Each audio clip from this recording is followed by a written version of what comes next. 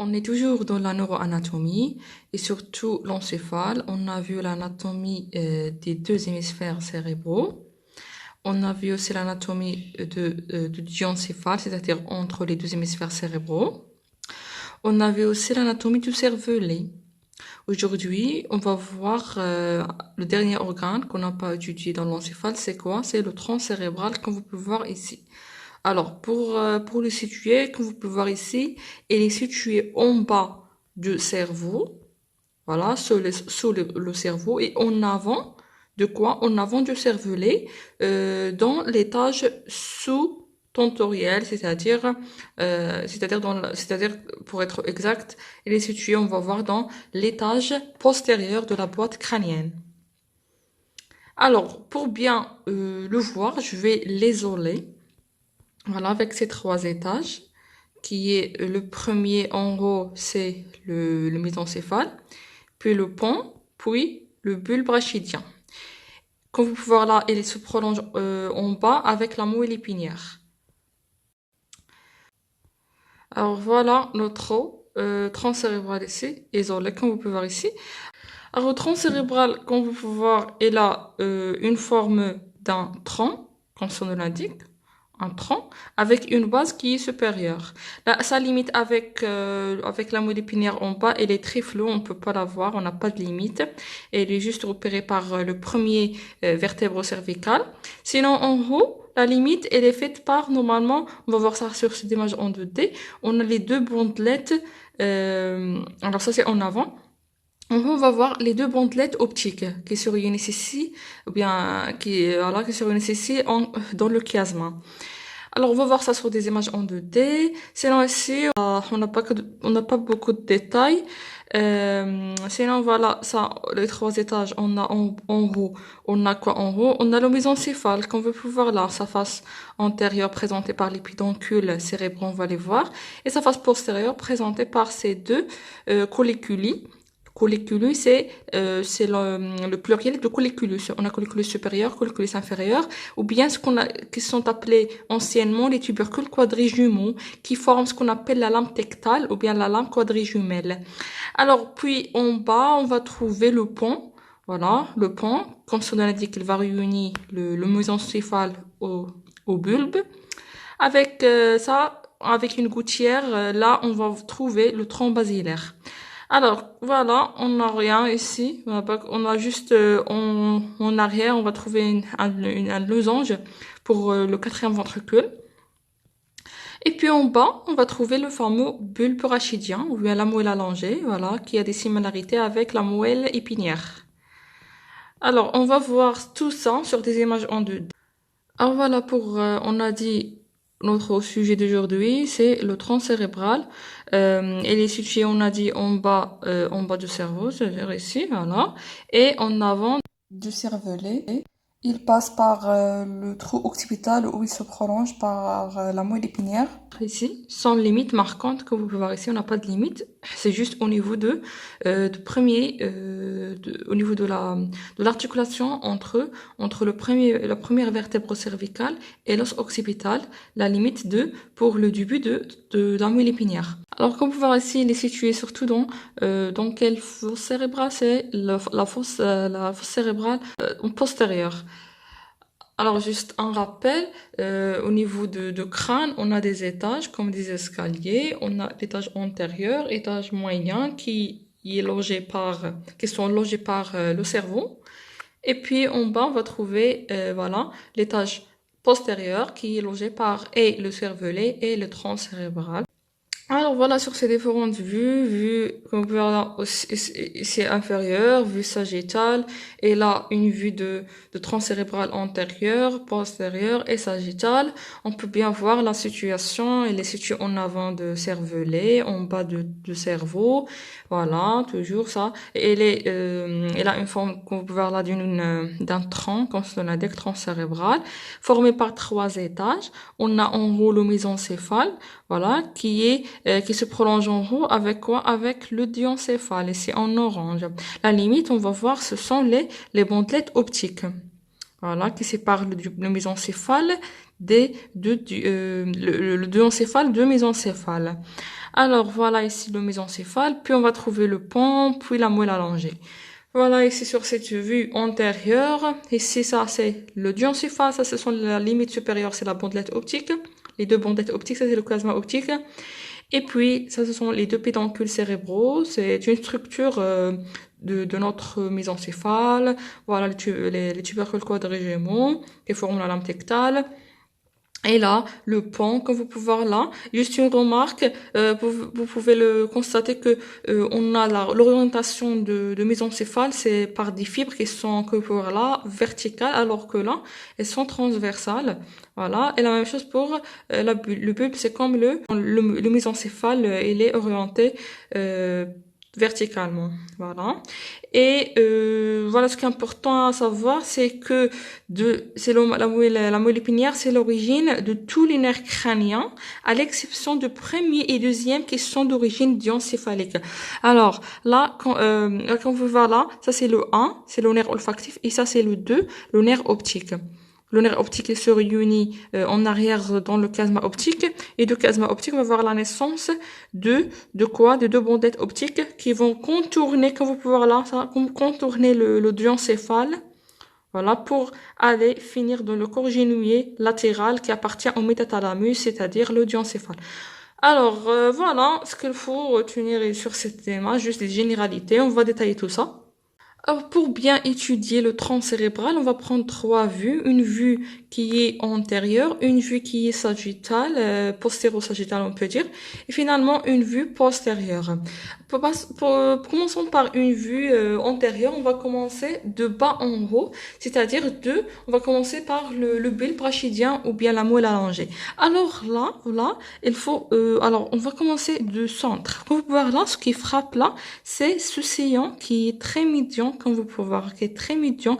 Ça s'appelle tout simplement, le sillon médian. Voilà, le sillon médian ou bien la fissure médiane. Voilà, la fissure médiane antérieure, parce qu'on va voir sur la face postérieure, l'équivalente, c'est la fissure, ou bien le sillon médian postérieur. Alors, voilà. Et puis, on va trouver un deuxième sillon. C'est celle-là qui est latérale, c'est-à-dire ça doit être appelé le sillon collatéral antérieur et qui s'appelle également, on va voir pourquoi, il s'appelle également le sillon pré-olivaire. Pré-olivaire, on va voir pourquoi. Et puis, on a un troisième sillon. Alors, on a un troisième sillon qui est un petit peu ici caché. C'est celui-là qui s'appelle tout simplement le sillon ça doit être, ça c'est antérieur, ça c'est postérieur. Ça c'est le sillon collatéral postérieur. Les deux, il s'appelle également le sillon rétro-olivaire, c'est-à-dire les deux vont délimiter une surélévation. La voici qui s'appelle l'olive. On va voir pourquoi c'est appelé l'olive. Alors voilà, sur la face, on a l'olive ici. Voilà, on a l'olive. Et on a le sillon collatéral délimité par le sillon collatéral antérieur et le sillon collatéral postérieur. Et donc, au niveau du sillon médian, on a une structure très importante. C'est dans sa face médiane ici, on va trouver ce qu'on appelle la décussation pyramidale. Alors là, on va voir ça lorsqu'on va étudier la configuration interne. Ça, au niveau, ce qu'on appelle la décussation pyramidale. On va la détailler plus tardivement. Sinon, au niveau du bulbe, sur la face antérieure, on va trouver plusieurs nerfs qui émergent de tronc cérébral, surtout de bulbe. On va trouver au niveau du sillon, le sillon collatéral postérieur s'appelle également le sillon des nerfs mixtes. Pourquoi? Parce que là, on va trouver l'origine de tous les nerfs mixtes, qui sont trois. On a de bas en haut, on va trouver le nerf 11, c'est le nerf spinal ou bien le nerf accessoire. Et on va trouver en haut le nerf 10, c'est le fameux nerf vague. Et plus en haut, on va trouver le nerf 9.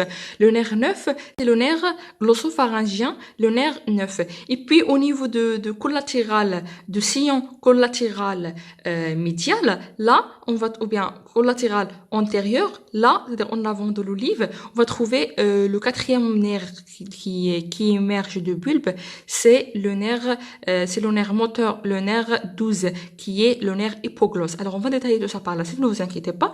Sinon, voilà ce qu'il faut savoir concernant la face antérieure. Pour la face postérieure, on n'a pas beaucoup de choses à dire. Sinon, pour bien la voir, c'est juste pour vous montrer la transition entre la face antérieure, ça c'est l'olive, et la face antérieure, antérieure et la face postérieure. Alors, comme vous pouvez voir ici, sur la face postérieure, on peut la diviser en deux parties. De là, on peut la diviser en deux parties. Une partie supérieure qui est occupée par la partie inférieure de plancher de ventricule, de quatrième ventricule, c'est celle-là. Et puis en bas, on va trouver la deuxième partie qui est le bulbe proprement dit. Et pour la deuxième partie là, on va trouver, comme pour la face antérieure, on va trouver un sillon médian. C'est le sillon médian postérieur, comme vous pouvez le voir ici.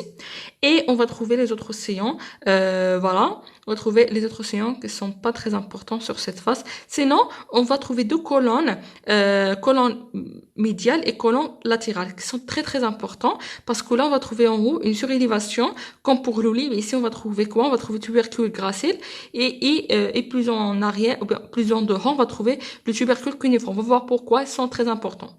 On va voir pourquoi plus tardivement dans la configuration interne.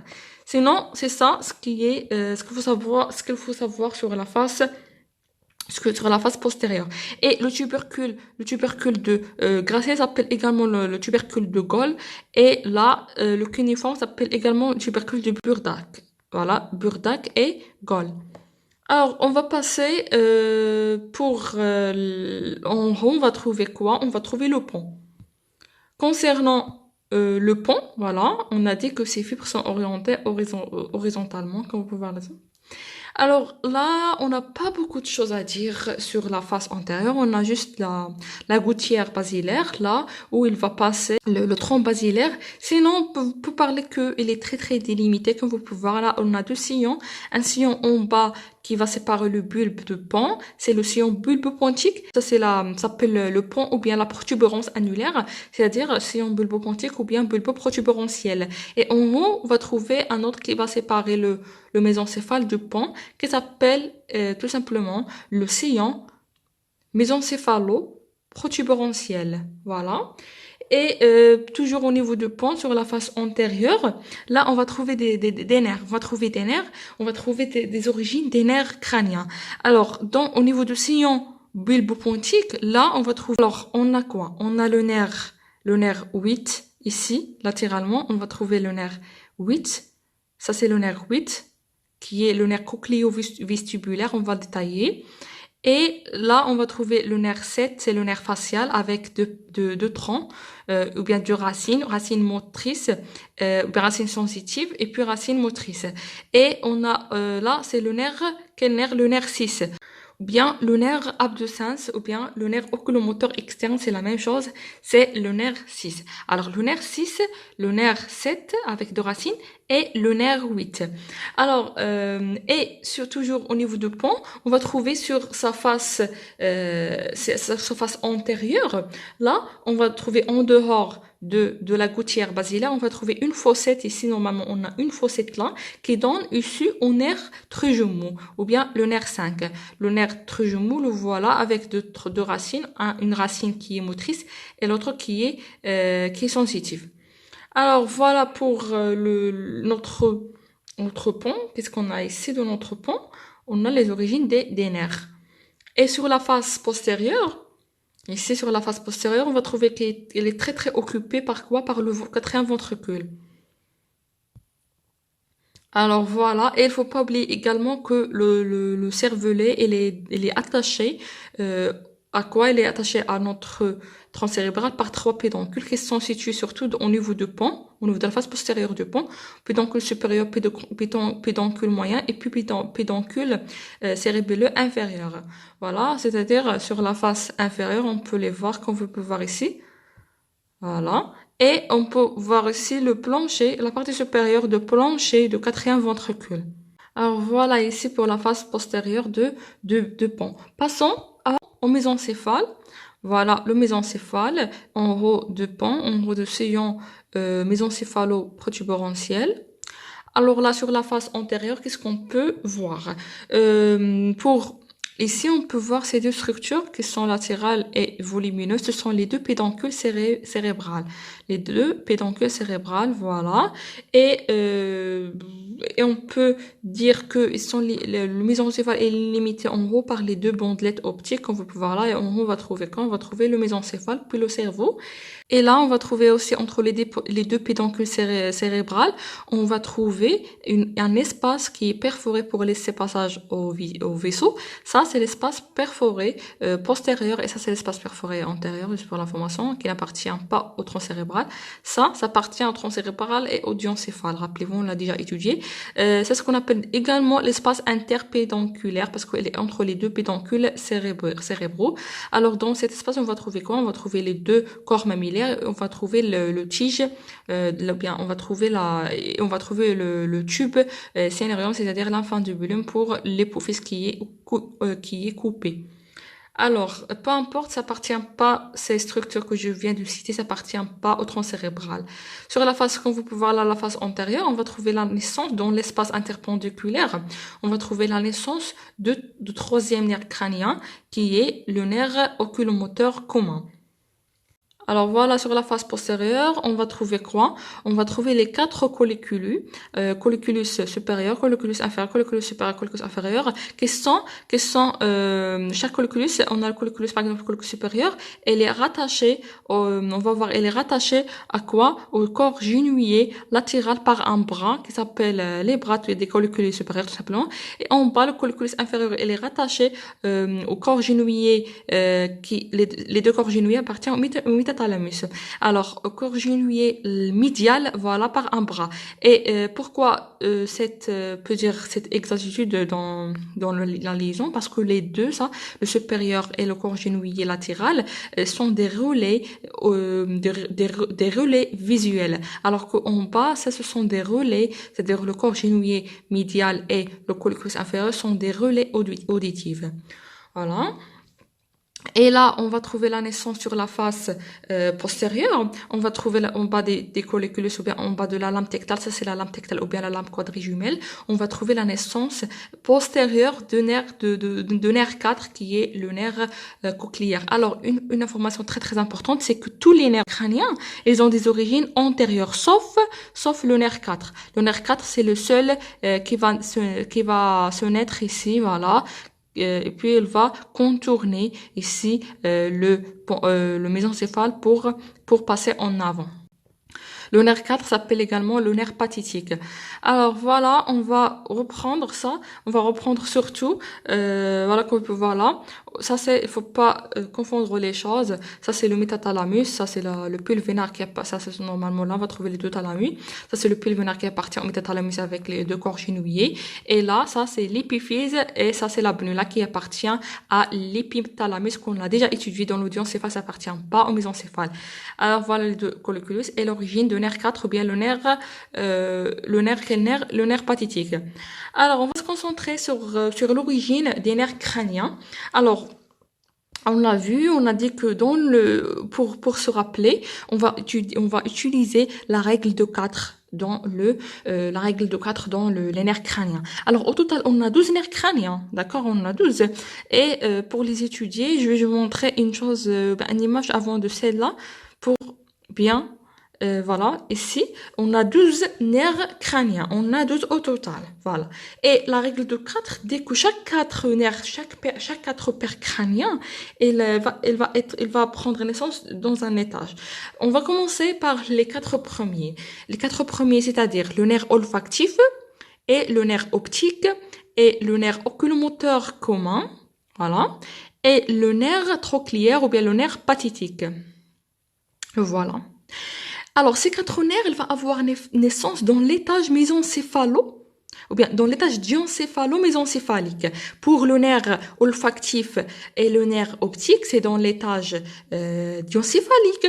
Et pour les autres nerfs, le 3 et le 4, c'est, on l'a déjà vu, une qui est antérieure et l'autre qui est postérieure, au niveau de mésencéphale. Voilà. Pour le deuxième groupe des 4 nerfs crâniens, c'est le groupe pour le deuxième étage, c'est-à-dire l'étage de pont. On a quoi? On va continuer avec le 5. Le 5, c'est le nerf trigéminal. Voilà, le nerf trigéminal. Et le nerf 6 ici, c'est le nerf abducens, voilà, ou bien le nerf écolomoteur externe. Et puis le nerf 7, c'est le nerf facial. Et le nerf 8, c'est le nerf vestibulo-cochléaire. Alors, ces 4 nerfs, ils vont avoir naissance au niveau de la face antérieure du pont. Voilà. Surtout, on a vu le nerf 6 ici, médialement. Et puis, on va trouver le nerf 7, c'est le nerf facial. Le nerf 8, c'est le nerf cochléo-vestibulaire. Et il ne faut pas oublier le nerf trigémaux qui est là, sur la face antérieure. Et puis, en bas, on va trouver les 4 derniers nerfs qui nous restent. C'est le nerf 9, c'est le nerf glossopharyngien. Le nerf 10, c'est le nerf vague. Le nerf 11, c'est le nerf accessoire, ou bien le nerf spinal. Et le nerf 12, c'est le nerf hypoglosse. Voilà, qui sont repartis. On a le nerf 9, bien, on a le nerf 12 sur le sillon collatéral antérieur, en avant de l'olive. L'olive, il est caché ici. Et puis, les autres sur le sillon de nerf mixte, qui est le sillon collatéral postérieur. C'est-à-dire, de haut en bas, on va trouver le 9, on va trouver le 10 et on va trouver finalement le 11, comme vous pouvez voir là. Alors voilà, on a dit dans le bulbe, on va trouver, voilà, de haut en bas, on va parler de haut en bas. En haut, on n'a pas ici schématisé, on a le nerf olfactif, puis le nerf optique qui appartient au mésencéphale, voilà, et en bas, qui appartient au diencéphale, et en bas, le mésencéphale, on a en avant, au niveau de l'espace interpendiculaire, le nerf 3, c'est le nerf oculomoteur commun. Et en arrière, on va trouver l'origine du nerf 4. Le nerf 4, il va venir ici. Pour passer en avant, c'est le nerf pathétique. Le voilà ici, le nerf pathétique, il va passer là, voilà, pour sortir en avant. Et puis dans le pont, on va trouver 4 nerfs. Dans le pont, on va trouver le nerf 5, le nerf trigéminal. Et puis on va trouver le nerf 6, c'est le nerf abducens. Et puis on va trouver le nerf 5, c'est quel nerf? Ça c'est le nerf 7, le nerf facial. Et finalement, le nerf vestibulo-cochléaire, c'est le nerf 8. Voilà. Et tous les nerfs, à l'exception de nerfs pathétiques, tous sont originaires de la face antérieure. Et puis, on passe au bulbe. Là, on va trouver encore 4 nerfs. On a le nerf, quel nerf là? Le nerf 9, le nerf glossopharyngien. Le nerf 10, c'est le nerf vague. Le nerf 11, voilà, c'est le nerf spinal, le nerf accessoire. Puis, on ne peut pas oublier le nerf 12, c'est le dernier nerf crânien, qui est le nerf, quel nerf? C'est le nerf hypoglosse. Et là, en bas, on va trouver la moelle épinière. Ça, c'est le C1 de la moelle épinière et non pas de nerfs crâniens. Les nerfs crâniens, c'est dans le crâne, c'est-à-dire dans le tronc cérébral. Et voilà, alors comme on l'a déjà dit, sur la face postérieure, on va trouver rien que le pathétique. C'est le seul qui a comme origine la face postérieure au niveau de quoi? Au niveau de mésencéphale. Et finalement, on va passer à la configuration interne. On a fini avec la configuration externe. La configuration interne, elle pose beaucoup de problèmes pour des étudiants en médecine parce que les choses sont un petit peu très très connectées et on l'étudie sur juste des coupes qui sont isolées. C'est pour ça on peut pas faire le lien entre les coupes. Mais pour bien les étudier, il faut étudier, on peut dire les choses dans sa totalité. Puis on va prendre des coupes pour, on peut dire, appliquer ce qu'on vient d'apprendre. Alors là, ce qu'il faut juste retenir, que les coupes sont juste des transitions, on peut dire, voilà, des mêmes structures, avec quelques particularités qu'on va étudier. On a au niveau de tronc cérébral, dans la face, bien, la configuration interne, on a quoi? C'est en coupe, on va trouver quoi? On va trouver deux choses. Deux choses comme d'habitude, comme pour le diencéphale, comme pour le télencéphale. On va trouver la substance grise et la substance blanche. Toujours dans le système nerveux central, on a la substance grise et la substance blanche. Avec le quatrième ventricule. Ici, on va trouver le quatrième ventricule. Sinon, on va se concentrer sur la substance grise et la substance blanche. Pour la substance grise, ce sont tout simplement les noyaux des nerfs crâniens qu'on vient d'étudier. C'est-à-dire, alors ces nerfs-là, à l'intérieur, on va trouver des noyaux qui ont juste l'origine de ces nerfs. Par exemple, le nerf 3, ou bien le nerf 5, le nerf trigemin, on va trouver à l'intérieur, si on coupe ici, on va trouver un noyau, c'est l'origine de ce nerf. Ça, c'est la substance grise de notre tronc cérébral. Et pas que, toujours dans la substance grise, on va trouver ce groupe, c'est le premier groupe. Et deuxième groupe qu'on n'a pas étudié, c'est ce qu'on appelle les noyaux propres au tronc cérébral. Alors là, les choses vont différer d'un étage à un autre. C'est-à-dire, dans le bulbe, on va trouver des noyaux qui sont propres au bulbe. Et dans le pont, on va trouver des noyaux qui sont propres au pont. Et dans le mésencéphale, on va trouver des noyaux propres au mésencéphale. On va détailler tout ça. Ça, c'est pour la substance grise. Pour la substance blanche, la même chose. On a des voies, voilà, le tronc cérébral, c'est comme un, on peut dire, un intermédiaire entre le cerveau et la moelle épinière en bas. Et c'est pour ça, on va trouver des choses, beaucoup des câbles ici, beaucoup des câbles. Pourquoi? Parce qu'on a toutes les voies du système nerveux central. Quelles voies? Les voies afférentes, c'est-à-dire la sensibilité. Afférente, c'est-à-dire, ils viennent de la périphérie vers le cortex cérébral, bien, vers les cerveaux, etc. Voilà. Ça, ce sont les ascendantes parce que ils vont monter, voilà.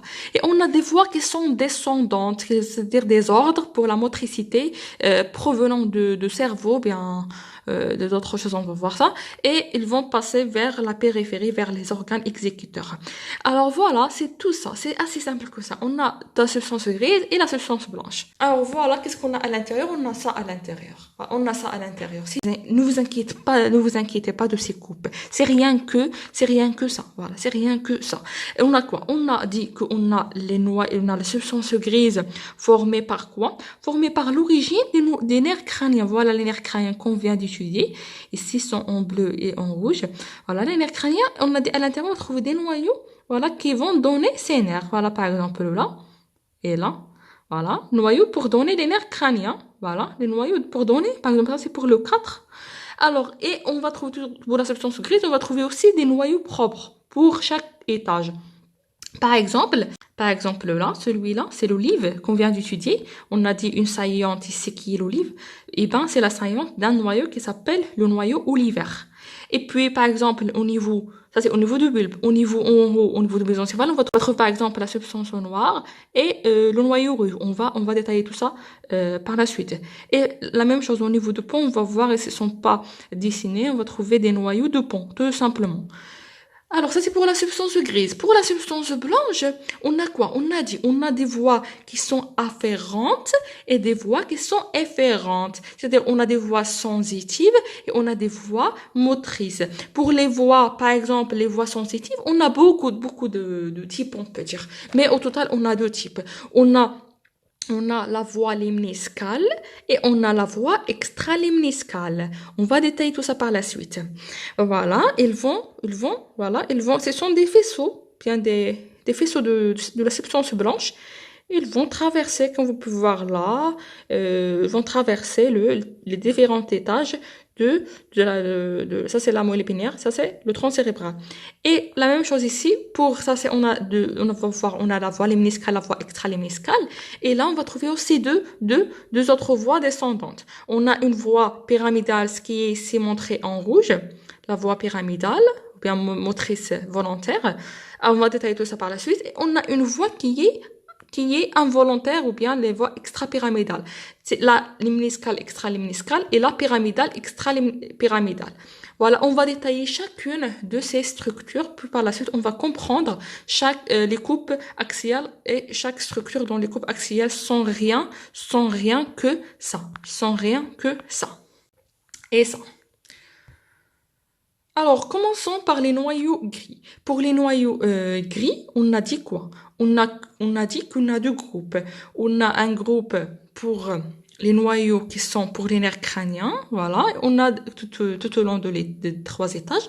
Et on a un groupe qui est propre, par exemple, le noyau rouge, substance noire, l'olive, etc. Pour chaque étage, on va commencer par les noyaux des nerfs crâniens. Alors, pour bien comprendre qu'est-ce qu'on a ici et la répartition des noyaux de chaque nerf, on va prendre la moelle épinière et on va le comparer avec on va la comparer avec le tronc cérébral. Alors voilà. Alors ici, je vous invite à voir la moelle épinière ici. Dans la moelle épinière, on a quoi dans la moelle épinière? Rappelez-vous, on a la substance grise, les choses sont très très organisées. On a la substance grise au centre, voilà, sous forme de cornée antérieure et cornée postérieure. La même chose de l'autre côté. Et on a la substance blanche qui est en périphérie. Ça, c'est pour la moelle épinière. Alors que, au niveau de tronc cérébral, les choses sont très dispersées. Voilà. Les choses sont très, très dispersées. On a, comme vous pouvez voir là, les noyaux, ou bien la substance grise sont réparties en îles, on peut dire, en îles isolées. Et la substance blanche, il entre ici, entre les espaces vides, entre chaque île, on peut dire. C'est pour ça que les choses sont un petit peu difficiles par rapport à la moelle épinière. La moelle épinière, ça reste de la même manière tout au long de l'étage, même s'il est très très lent, alors que le tronc cérébral, même s'il est court, la répartition se diffère d'un étage à un autre, on va voir. Mais pour faciliter les choses, ce qu'il faut retenir, c'est que rappelez-vous dans la moelle épinière, ça c'est antérieur et ça c'est postérieur. Alors, pour la moelle épinière, rappelez-vous, on a quoi? On a une corne antérieure, une corne latérale et une corne postérieure. Pour la corne antérieure, comme vous savez tous, la corne antérieure, c'est pour la motricité, surtout la motricité somatique. Et pour la postérieure, c'est pour la sensibilité, surtout la sensibilité somatique. Et entre les deux, on va trouver une corne qui est latérale et dans sa partie qui est proche de l'antérieure, ça c'est pour la motricité viscérale, c'est-à-dire incontrôlable, inconsciente. Et puis, au niveau de la corne toujours latérale, qui est proche de la sensibilité, on va trouver la sensibilité viscérale. Et les choses sont, on peut dire, les mêmes, mais d'une façon un petit peu aléatoire, on peut dire. Mais elle est organisée, on va voir comment. Alors, rappelez-vous aussi dans la moelle épinière, on a dit que au centre, on va trouver un canal. C'est le canal central dans lequel on va trouver le liquide cérébrospinal. Alors qu'au niveau du crâne, c'est-à-dire au niveau de l'encéphale, on va trouver des ventricules. Et dans au niveau de la moelle épinière, on va trouver en arrière, rappelez-vous, quel ventricule? Le quatrième ventricule. Alors, le voilà, on va trouver normalement ici en arrière, on va trouver le quatrième ventricule. C'est pour ça que vous pouvez l'imaginer, on a une torsion ici, une torsion là, et là pour que le liquide cérébrospinal il va passer en arrière au niveau du ventricule, et là on va trouver une torsion ici, une torsion qui explique cette répartition des noyaux. Voilà, cette répartition des noyaux ici. Comme vous pouvez voir là, cette répartition. Et cette répartition, elle a dit quoi? Elle a dit que pour l'antérieur, il va être médian. Il va être médial. Et pour la sensibilité, il va être latérale. Alors, c'est-à-dire, au lieu de dire antérieur pour la motricité et postérieur pour la sensibilité, au niveau de tronc cérébral tout au long des étages, on va parler pour la motricité, elle est située médialement. Voilà, c'est-à-dire c'est l'équivalent de l'antérieur, et la sensibilité située latéralement, c'est l'équivalent de postérieur. Et entre les deux, on va trouver la viscérale. La viscérale proche de motrice, c'est motrice viscérale, et la viscérale proche de sensitive, c'est la viscérale sensitive. C'est-à-dire, au final, on a quoi au final? On a 4 types de noyaux. Ici, on a 4 types de noyaux, on ajoute 10 types, on va voir. On a motrice somatique, on a ça, toujours c'est motrice, mais viscérale. Ça c'est sensible, mais c'est la sensibilité viscérale. Et là c'est la sensibilité motrice. Et voilà. Motrice somatique, motrice, ça c'est pour le mésencéphale en haut, ça c'est le pont, et ça c'est le bulbe ou bien la moelle allongée. Voilà. La même chose sur les 3 étages. Mais au niveau de la tronc cérébral, c'est la première particularité, on peut dire, c'est cette transformation. La deuxième particularité, c'est on ajoute des noyaux. On n'a parlé que de végétatif somatique. On va ajouter deux types de noyaux. Alors, on va ajouter quel noyau? On va ajouter celui-là ici, qui est entre le moteur végétatif et le moteur somatique, qui sont appelés les noyaux toujours moteurs parce que sont médiales par rapport au sensitif qui est là, qui s'appellent, ce sont les noyaux moteurs bronchiales. On va voir, on va détailler. Bronchial, c'est par rapport à l'embryologie, on va pas détailler, mais on va voir quels sont ces noyaux. Alors, ça c'est pour ce qu'on appelle la motricité bronchiale, c'est pour la mastication, c'est-à-dire, on peut dire, c'est proche du viscéral. Alors, ça, c'est pour la motricité bronchiale, qui est, voilà, située entre, toujours au médial, dans la partie médiale, et qui est absente en haut. Il est absent en haut. On a deux noyaux, on a dit, on ajoute deux noyaux. L'autre qu'on ajoute, c'est dans l'étage sensitif, toujours entre le viscéral, entre le somatique et le viscéral. C'est pour l'audition et l'équilibre. On va détailler ça. Alors, on peut le considérer comme somatique, mais c'est sensoriel, on peut dire. C'est un noyau qui est sensoriel. C'est la particularité avec le somatique. Le somatique, il va détecter des choses qui sont, qui sont de la sensibilité générale. Et finalement, voilà qu'est-ce qu'on va avoir. On a dit que, voilà, la moelle épinière, elle est répartie sur cet axe. Alors que là, on a fait une torsion, on peut dire, pour aller à cette forme-là, c'est-à-dire, voilà, et voilà. Et finalement, si on va trouver on va prendre une coupe qui est frontale de tronc cérébral, on va trouver que la substance blanche, la substance grise, elle est repartie en colonne. En colonne, ici, en colonne. Colonne, rappelez-vous, colonne, pour la motricité qui est paramédiane. Ici, la motricité surtout somatique, voilà, elle est paramédiane. La motricité végétative, et entre la motricité végétative et la motricité motrice, on va trouver la bronchiale. Voilà, la motricité bronchiale. Et puis là, c'est pour la sensitivité qui est latérale. La sensitivité qui est viscérale. Et puis la sensitivité qui est, rappelez-vous, qui est là, qui est la sensitivité viscérale. Et entre les deux, normalement, on va trouver la somatique. Et entre les deux, on va trouver la cochléo-vestibulaire, c'est-à-dire l'équilibre et l'audition. Alors, voilà, on commence par le premier groupe, la première colonne qui est juste ici, qui est paramédiane, voilà, qui est très très médiale. Alors, on a tous les noyaux de pont, c'est-à-dire les noyaux des yeux. On peut dire les noyaux des yeux. C'est-à-dire c'est le nerf 3, c'est le nerf oculomoteur commun, voilà, qui assure la motricité somatique. Et on a aussi le nerf 4. Ça, c'est une vue postérieure. Voilà le nerf 4 ici. Alors, le nerf 4, c'est le nerf pathétique qui assure aussi la motricité de l'œil. Et on a le nerf 6 au niveau de pont. On a le nerf 6, c'est le nerf oculomoteur externe. Voilà, le nerf oculomoteur externe. Et puis finalement, au niveau de l'étage inférieur, c'est le bulbe. On a l'hypoglosse, c'est le nerf 12. Le nerf 12. Voilà, c'est-à-dire, il faut retenir le nerf 3, le nerf 4, le nerf 6 et le nerf 12 pour la motricité somatique. Voilà, pour la motricité, ça c'est pour la langue. Ça c'est hypoglosse, on peut dire les yeux et la langue. Les yeux et la langue, c'est la motricité somatique. Les yeux et la langue.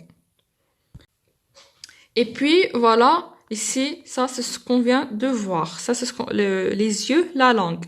Puis, plus latéralement, toujours médialement, on va trouver quoi? On va trouver la motricité bronchiale. Rappelez-vous, la motricité bronchiale. C'est au pont et au bulbe. Dans le pont, on va trouver ça. Rappelez-vous, c'est le nerf 5, sur la face antérieure, juste à côté de tronc basilaire.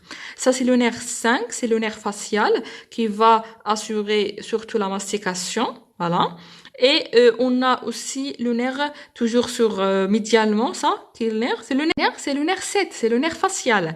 Voilà, la face toujours, le nerf trigeminal c'est pour la face et le nerf facial c'est pour la face comme son l'indique. Et plus en bas, on va trouver le nerf 10, le fameux nerf 10 parce qu'il va parler de bronchial, il va parler aussi des végétatives. Le nerf 10 c'est le nerf de végétatif surtout. Et il faut pas oublier également le nerf 11, c'est le nerf spinal pour surtout le cou. Alors, une astuce pour retenir les nerfs bronchial, on a la face et le cou. Voilà, la face c'est le nerf trigéminal et le nerf facial et il faut pas le nerf 10, oui, c'est un nerf qui on peut dire passe partout entre parenthèses. Et là le nerf de la nuque pour des muscles, c'est le nerf 11, c'est le nerf accessoire. Et pour l'autre groupe, toujours dans la motricité, qui est la motricité viscérale. Pour la motricité viscérale, on a quoi? On reprend le nerf K, le nerf 3, parce que il a une composante qui assure la myosis de la pupille. Ça, c'est le nerf 4. Et on a aussi le nerf pour la motricité végétative, on a le fameux nerf, rappelez-vous le 10, il ne faut pas l'oublier, c'est le nerf viscéral par excellence, on peut dire. Voilà, au niveau du bulbe, le nerf 10 au niveau du bulbe. Toujours au niveau du bulbe, on a quoi? On a le nerf 9. Le nerf 9, c'est pour les glandes, surtout les glandes qui dit viscéral, dit glande, pour les glandes de la bouche, voilà, les glandes parotides, etc. Ça, c'est le nerf glossopharyngien, rappelez-vous, pour le pharynx. Et on a aussi une composante de nerf facial pour les glandes aussi, pour les glandes. Alors, ce qu'il faut retenir pour le groupe, bien la colonne motrice viscérale. Ici, on a quoi? On a les glandes et l'homéosis. On a les glandes et l'homéosis. Les glandes, l'homéosis, et qui dit végétatif ou bien viscéral, dit le nerf vague. Voilà, le nerf vague, c'est un nerf passe-partout. On la trouve dans le bronchial et on le trouve également ici. Et là, on a dit les glandes. Les glandes, c'est-à-dire le nerf glossopharyngien, c'est le nerf 9. Et une partie de nerf 7, pour les glandes, toujours. Ça, c'est le nerf 7. Et il ne faut pas oublier l'homéosis, c'est-à-dire une partie de nerf 3. Alors, passons plus latéralement, on va trouver la sensibilité. On commence par le plus latéral, c'est la sensibilité somatique. Alors là, la sensibilité somatique, on a un seul nerf, c'est le nerf 5 avec deux tractus en haut et en bas. Un tractus mésencéphalique dans le mésencéphale et en bas tractus dans le bulbe, c'est un tractus bulbaire, tout simplement. C'est ça pour la motricité, on peut dire consciente, c'est la sensibilité somatique. Et puis, plus on passe médialement, on va trouver avant d'arriver à la sensibilité végétative, on a la sensibilité bronchiale, ou bien la sensibilité spécifique, on peut dire, spéciale. C'est pour l'audition et l'audition, ce sont les noyaux cochléaires et l'équilibre, ce sont les noyaux vestibulaires. Et plus médialement, juste avant d'arriver à la motricité, on a la sensibilité végétative assurée par le chef des flux de la sensibilité végétative, c'est le nerf 10. Et on a le nerf 10 et on a aussi le nerf 9 et le nerf 7, c'est le nerf facial. Pour la dernière fois, on a quoi?